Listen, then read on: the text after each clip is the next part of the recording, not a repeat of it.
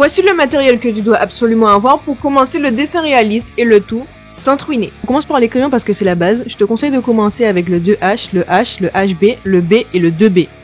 Ensuite, tu as un critérium, ça c'est pour faire les traits fins. En général, je les utilise pour faire des croquis. En ce qui concerne les gommes, tu as la gomme scolaire, celle que tu utilises quasiment tous les jours. Tu as la gomme stylo qui va te permettre d'être un peu plus précis. Ensuite, tu as la gomme mie-de-pain qui est un peu comme une pâte à modeler, ça c'est vraiment bien ça. Tu as aussi des gommes encore plus fins qu'on appelle des mono zéro. Il y en a deux types, moi j'utilise les deux. Ensuite, tu as la gomme crayon ou le crayon de gomme, c'est comme tu veux. En tout cas, je suis sûr que celui-là, tu le connaissais pas vraiment.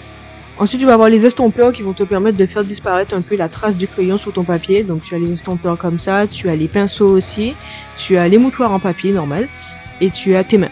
Et enfin, pour le type de papier, je te conseille de débuter avec deux, histoire que tu puisses choisir, les essayer par toi-même. Tu as le Bristol, celui qui est plus lisse, et celui qui est un peu plus rugueux, celui-là. Ce que je viens de te présenter, c'est une petite liste de tout le matériel que j'utilise en dessin.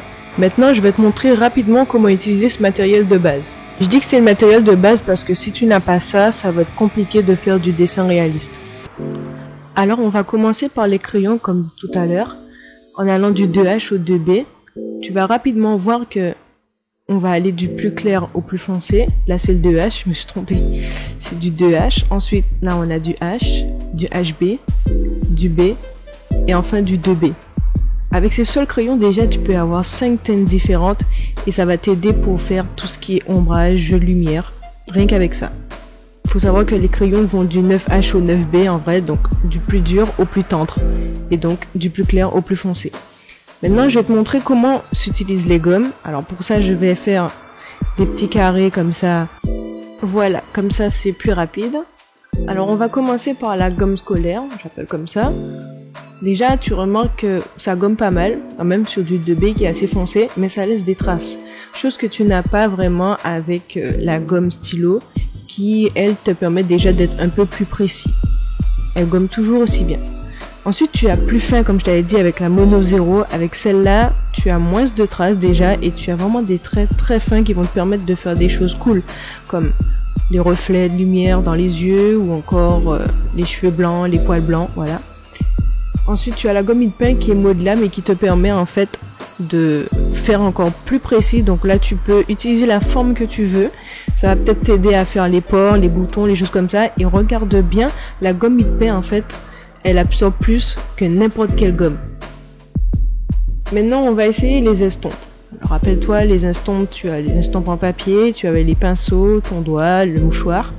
Alors, avec un estompeur, je vais commencer.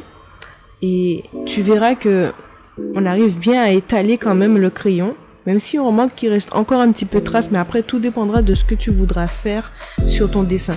Avec le pinceau, regarde, on voit déjà beaucoup moins les taches de crayon et c'est plus doux. Je trouve que ça agresse moins le papier et c'est de loin ma méthode préférée pour estomper. Le papier, tu vas l'utiliser, regarde, il reste quand même des traces. C'est quand même une méthode qui est beaucoup utilisée, mais pas sur du crayon graphite. Peu importe la dureté, tu vas plus l'utiliser sur de la poudre graphite ou du charbon. Mais j'en reparlerai après dans une autre vidéo. Et le doigt, c'est encore moins précis, mais toujours ce n'est pas fait pour le graphite. Le critérium, bon, je t'apprends rien, hein, c'est juste pour faire les traits les plus fins possibles. Ça va te permettre d'ajouter des détails. Et pour ce critérium-là, c'est du 2B, les mines, qui sont à l'intérieur. Pour ce qui est du type de papier, je t'en ai présenté deux, mais il y en a tellement.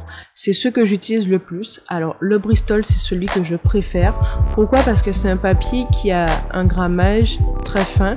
Donc, en fait, c'est un papier assez lisse et il va me permettre de faire des remplissages de dessins au crayon le plus précis possible avec le moins de rugosité, en fait. Donc, j'aurai un remplissage quasi idéal.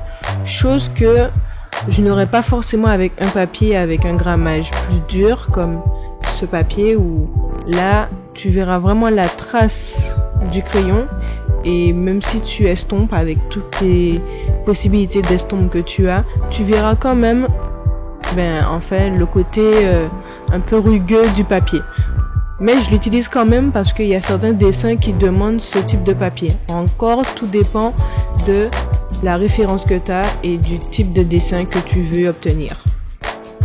Donc on récapitule, le matériel que tu as besoin pour commencer le dessin réaliste, ce sont des gommes, des estampes, des crayons graphite et un critérium. Le tout pour moins de 50 €. Les feuilles comprises.